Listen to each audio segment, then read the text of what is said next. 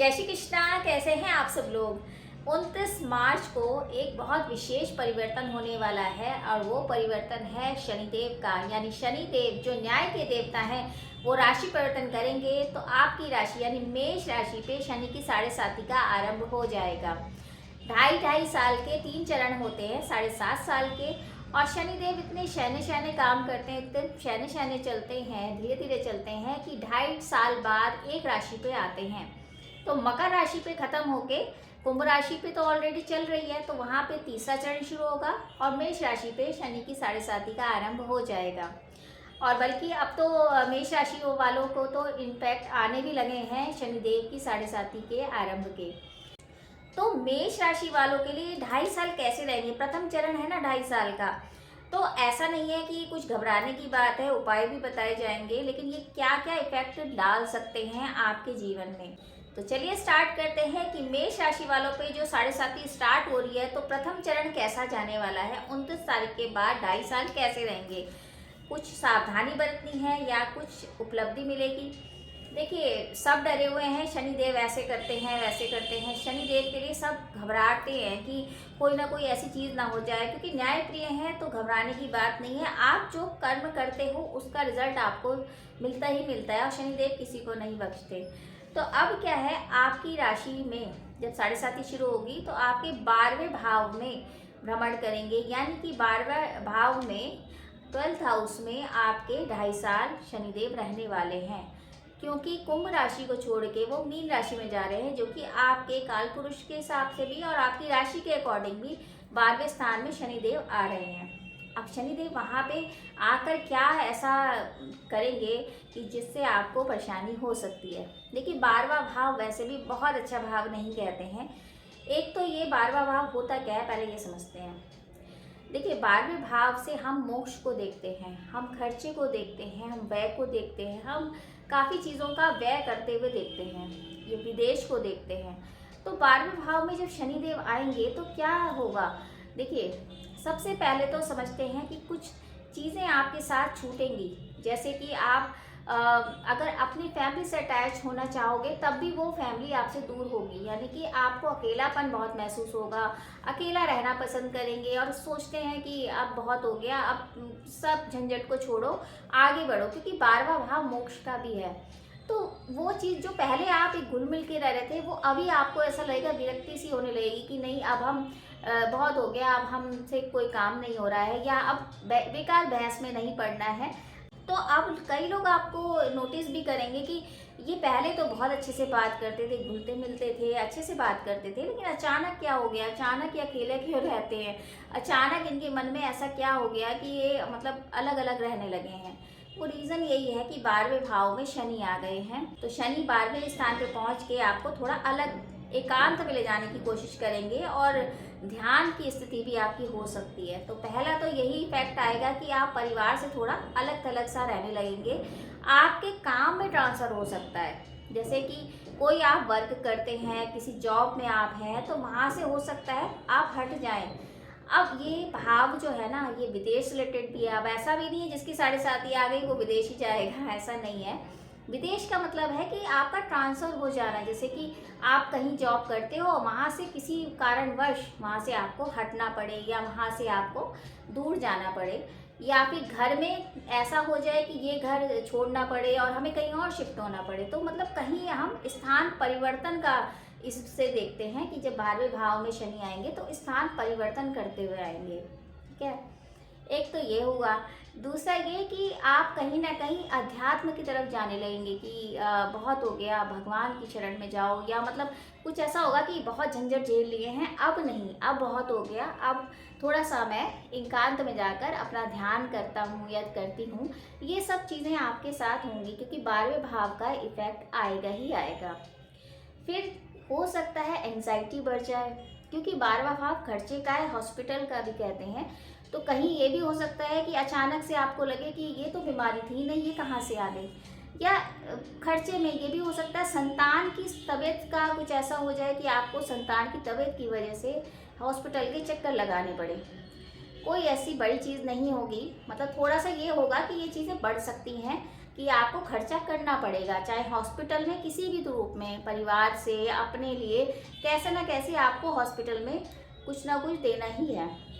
यानी कि खर्चा बढ़ेगा, खर्चा बढ़ेगा, एंजाइटी बढ़ेगी, ट्रांसफ़र हो सकता है और साथ में आप एकांत प्रिय हो जाएंगे। ये चीज़ें होंगी, ठीक है। तो इतना कोई ऐसा घबराने की बात नहीं है, लेकिन ये चीज़ें नोटिस करी जाएंगी कि आपको एकदम से क्या हो गया, कि ये इतना क्यों सुस्त रहते हैं, क्यों इन्वॉल्व नहीं होते हैं, क्यों अपने परिवार को नहीं देख रहे हैं या अपना अलग से रहते हैं। ऐसा चीज़ें हो सकती हैं। लेकिन धन की बात करें तो धन में कोई प्रॉब्लम नहीं है, क्योंकि धन के मालिक हैं ये शनिदेव। शनिदेव एक तो देखिए, एक तो 10वें के मालिक हो गए और 11वें के मालिक हो गए और 12वें भाव में जा रहे हैं। तो यानी धन में ये है कि धन से रिलेटेड कोई दिक्कत नहीं आएगी, काम बढ़ेगा। हाँ, ये हो सकता है काम में आपका मन ना लगे, या ये हो सकता है आपका ट्रांसफ़र कहीं करा दिया जाए, लेकिन धन में कोई परेशानी नहीं आएगी। काम भी होगा, धन भी आएगा, सब चीज़ें हैं बस। लेकिन जो मैंने पहले चीज़ें बताई हैं वो चीज़ आप महसूस कर सकते हैं। तो ये प्रथम चरण है, तो प्रथम चरण में ये ही इफेक्ट आएगा ही आएगा मेष राशि वालों को। अब सबको पता है शनिदेव की 3 दृष्टियाँ होती हैं। एक होती है तीसरी दृष्टि, 7वीं और 9वीं। अब कहाँ कहाँ शनि देख रहे हैं, क्योंकि कहते हैं ना, शनि जहाँ दृष्टि डालते हैं वहाँ से थोड़ा सा मुश्किल हो जाता है। तो शनिदेव 12वें स्थान से आपके तीसरे भाव को देखेंगे, यानी कुटुंब भाव को, वाणी भाव को, धन भाव को देखेंगे। तो कुछ ना कुछ कुटुंब में कुछ ऐसी बातें होंगी कि आपका मन नहीं लगेगा, या ऐसा हो जाएगा कुछ कलेश ना हो जाए, कुछ लड़ाई ना हो जाए, क्योंकि दृष्टि जा रही है तो कहीं ना कहीं कुछ दिक्कत आ सकती है। वाणी खराब हो सकती है, क्योंकि तीसरी दृष्टि जा रही है, वाणी का भी भाव है तीसरा। तो वाणी कहीं ना कहीं आपको गुस्सा ज़्यादा आ जाए तो या तो आप कुछ उल्टा बोल दोगे या फिर वहाँ से हट जाओगे, या तो विवाद ही नहीं करोगे, या विवाद होगा तो बहुत भयानक विवाद हो सकता है। और तीसरा ये भी हो सकता है कि संचित धन आपका खत्म होने लगे। खर्चा तो है ही, और जो संचित धन था ना आपका, वो भी शायद खर्चा हो जाए, क्योंकि दृष्टि जा रही है तो कहीं ना कहीं ऐसा लगेगा कि यहाँ तो इन्वेस्ट नहीं करना था, फिर भी आपने कर दिया। तो ये चीज़ आपको ध्यान रखनी है। अगर कोई पॉलिसी नहीं है, या अगर कोई आपके हॉस्पिटल का कुछ या कुछ भी आपने नहीं कराया हुआ, तो वो बिल्कुल करा लीजिए। डरा नहीं रही हूँ, बता रही हूँ कि संचित धन खत्म हो सकता है, तो उस चीज़ का आपको ध्यान रखना है। फिर शनि छठे भाव को देखेंगे, तो छठा भाव रोग का है, ऋण का है, रिपु का है, तो वहीं शत्रु बढ़ सकते हैं। ऐसा नहीं है कि शत्रु बढ़ जाएंगे और आप परेशान हो जाएंगे, लेकिन शत्रु की तादाद बढ़ सकती है, आपसे लोग जलने लगेंगे और आपको ये कभी कभी फील भी होगा कि मैंने तो ऐसा कुछ करा नहीं, ऐसा कैसे हो गया और ऐसे कैसे शत्रु बढ़ गए। इस तरह की सिचुएशन हो सकती है, या फिर कोर्ट कचहरी का कोई ऐसा विवाद आपके जीवन में आ सकता है जिस वजह से आप परेशान हो जाए, क्योंकि कोर्ट कचहरी का भी छठा भाव देखते हैं। या फिर कर्जा हो जाए, क्योंकि मैंने पहले बताया कि कर्जा क्यों होगा, क्योंकि संचित धन खत्म होगा, तो हो सकता है कहीं से आप लोन उठा लो। तो इस बात का भी आपको ध्यान रखना है। तो ज़्यादा खर्चा नहीं करना है, ज़्यादा विवाद में नहीं पड़ना है, अपने काम से काम इतना रखेंगे तो अच्छा रहेगा, बैलेंस रहेगा। अगर हम देखें इसकी तीसरी दृष्टि नवम भाव पे, यानी कि कहीं ना कहीं यात्रा का भाव, भाग्य का भाव, तो भाग्य ना इतना साथ नहीं देगा आपका, भाग्य में रुकावटें आएंगी, रुक रुक के सारी चीज़ें होंगी तो, लेकिन रुक रुक के होंगी। माता पिता के स्वास्थ्य का भी आपको ध्यान रखना पड़ेगा। फिर यात्राओं में कष्ट मिल सकता है, आप एंजाइटी के कारण बीमार भी हो सकते हो। यात्राओं में कष्ट, यानी कि गए तो बड़े उससे थे लेकिन हो गया वहाँ कुछ और प्रॉब्लम हो गई, ये सिचुएशन हो सकती है। धर्म भाव है, तो धर्म की यात्रा आप करेंगे, धर्म के लिए आप लड़ेंगे भी, लेकिन प्लस पॉइंट ये है कि आप आध्यात्मिक बनेंगे, आप तथ्यों को समझेंगे, आप अपने बारे में सोचेंगे, आप क्यों आए हैं यहाँ पर, ये जीवन क्या है, इस चीज़ों के बारे में आप ज़्यादा सोचेंगे। माता पिता के स्वास्थ्य का भी ध्यान रखना है। तो ये तो दृष्टियाँ हो गई। तो ओवरऑल मैंने सब कुछ कवर करा है कि क्या क्या चीज़ें हो सकती हैं और क्या क्या चीज़ों का ध्यान रखना है। फिर भी एक बार रिपीट करती हूँ, एक तो आपको धन का खर्चा, जो भी आप धन ले रहे हैं या किसी से लोन ले लिया या मतलब धन व्यय कर दिया, ये चीज़ का ध्यान रखना है। यानी धन, संचित धन को नहीं ख़त्म करना है। अपने लिए कोई पॉलिसी है या कुछ अपना करा के रखिए। बच्चों की सेहत का विशेष ध्यान रखिए, क्योंकि वहाँ कहीं ना कहीं आपका नुकसान होगा। और आपके पार्टनर से भी, क्योंकि आपके जीवन साथी से भी कहीं ना कहीं विवाद हो सकता है, क्योंकि वहीं कलेश होगा। ऐसा होगा ना, जब आप एकांत में जाओगे तो पार्टनर बोलेंगे कि भाई ये तो ध्यान ही नहीं दे रही है, तो कुछ ना कुछ विवाद इस तरह के कि डाइवोर्स तक की नौबत ना आ जाए, तो वो भी आपको ध्यान रखना है। देखिए, डराने की बात नहीं है, थोड़ी थोड़ी चीज़ों का आप ध्यान रखोगे ना तो आप बैलेंस कर पाओगे। ठीक है। वाणी पे कंट्रोल, क्योंकि वाणी पे दृष्टि है तो वाणी पे कंट्रोल करना है आपको।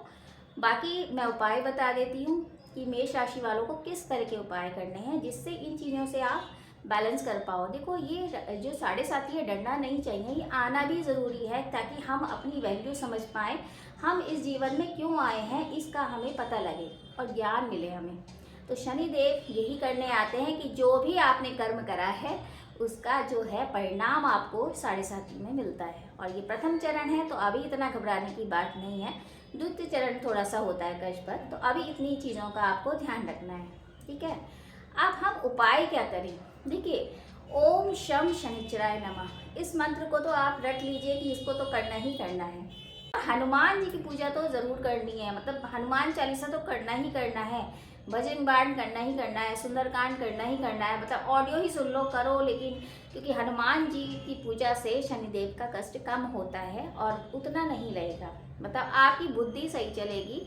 और मेन तो यही है कि बुद्धि सही चलेगी तो आप सही से काम कर पाएंगे, न्याय की बात कर पाएंगे। वहीं अगर आप नंबर 2 का कुछ करते हैं या इलीगल काम करते हैं तो दिक्कतें आएंगी। तो ये चीज़ें, 2 चीज़ें तो ये करनी है।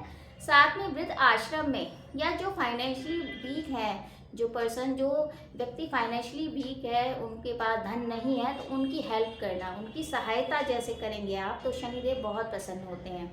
तो नीडी पर्सन को आप कुछ हेल्प करिए और ये 2 उपाय करेंगे तो जो मुश्किलें हैं वो मुश्किलें दूर होंगी। तो घबराइए नहीं। 7.5 का प्रथम चरण है तो हर जगह ये हो रहा है 7.5 आ रही है 7.5, लेकिन ऐसा कुछ नहीं है, आप उपाय करोगे सब कुछ ठीक हो जाएगा। तो उम्मीद है ये छोटी सी जानकारी आपको अच्छी लगी होगी, और अगर अच्छी लगे तो वीडियो ज़रूर शेयर कीजिए। जय श्री कृष्ण।